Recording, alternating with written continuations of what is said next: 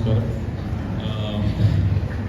എൻ്റെ ഏറ്റവും അടുത്ത സുഹൃത്തായ എബ്രാഹിം ചേട്ടൻ എന്നെ വിളിച്ച് പറഞ്ഞു ഇങ്ങനെ ബീഗത്തിൻ്റെ ട്രെയിലർ ലോഞ്ചുണ്ട്, അപ്പോൾ വന്ന് രണ്ട് വാക്ക് നീ എന്നെപ്പറ്റി സംസാരിക്കണം. ഇതുവരെ ആരും എന്നെപ്പറ്റി അവിടെ സംസാരിക്കാൻ കാണത്തില്ല. അതുകൊണ്ടിട്ട് എബ്രാഹിം ചേട്ടൻ ഒരു നല്ല കാശുകാരനാണ്, നല്ലൊരു ബിസിനസ്സുകാരനാണ്, അതുപോലെ തന്നെ നല്ല മനസ്സിൻ്റെ ഒരു ഉടമയാണ്. സ്നേഹിക്കുന്നവരുടെ അടുത്തും അല്ലാത്തവരുടെ അടുത്തും. പിന്നെ ഒരുപാട് പടങ്ങൾ പ്രൊഡ്യൂസ് ചെയ്തിട്ടുണ്ട്.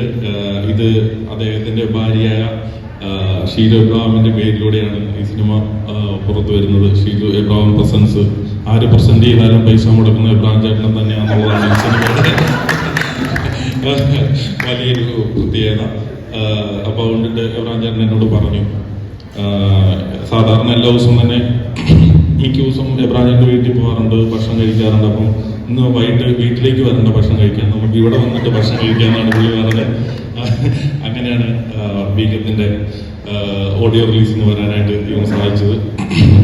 കുറച്ച് പരസ്പര വിരുദ്ധമായിട്ടാണ് സംസാരിക്കാനായിട്ട് സാധിക്കുള്ളൂ. കാര്യം നമ്മളൊരു വലിയ പ്രാസംഗികനല്ലാത്തതുകൊണ്ടിട്ട്, പിന്നെ ധ്യാനിനെ പോലെയുള്ള വലിയ ഒരു പ്രാസംഗികനും കോമഡിയിലെ രാജാവുമായ ധ്യാൻ ഇവിടെ ഉണ്ട്. അപ്പോൾ ധ്യാൻ അഭിനയിക്കുന്ന ഒരു പടം, ഒരു മിനിമം ഗ്യാരണ്ടി മീൻസ് സാറ്റലൈറ്റിനൊക്കെ ആവശ്യമുള്ള അഭിനേതാവാണ്.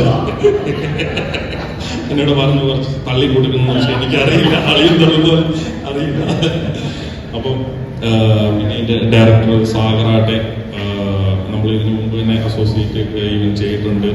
അപ്പോൾ എല്ലാവർക്കും ഒരുപടി നമ്മുടെ ഗുണ്ട രാജാവ് ബൈജു യുവിൻ്റെ ഫ്രണ്ടിൽ ഇരിപ്പുണ്ട്.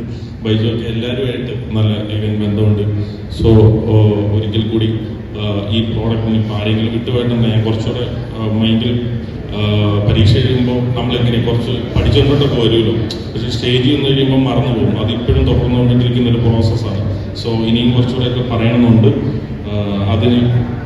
അത് വിട്ടുപോയിട്ടുണ്ടെങ്കിൽ ഞാൻ അത് ഫുൾഫിൽ ചെയ്യുന്നതാണ്. ഞാൻ കേട്ടോ വരുമ്പോഴത്തേന് ബാക്കിയുള്ള കാര്യങ്ങൾ കൈകാര്യം ചെയ്തിരുന്നു. അപ്പോൾ സ്നേഹത്തിൻ്റെ ഭാഷയിൽ എബ്രാഹിം ചേട്ടനും ഈ സിനിമയുടെ ഷീൽ ചേച്ചിക്കും ഇതിൻ്റെ പിന്നിൽ പ്രവർത്തിച്ച, മുന്നിലും പിന്നിലും പ്രവർത്തിച്ച എല്ലാവർക്കും ഒരു വിജയാശംസ നേരുകയാണ്. Thank you. എന്നെ വിളിച്ചതിന് താങ്ക് യു. വിളിച്ചപ്പോൾ എല്ലാവർക്കും ഇത്രയും നല്ലൊരു ഇൻട്രോ കൊടുക്കുന്നു വിചാരിച്ചിട്ടുണ്ടോ? Thank you so much.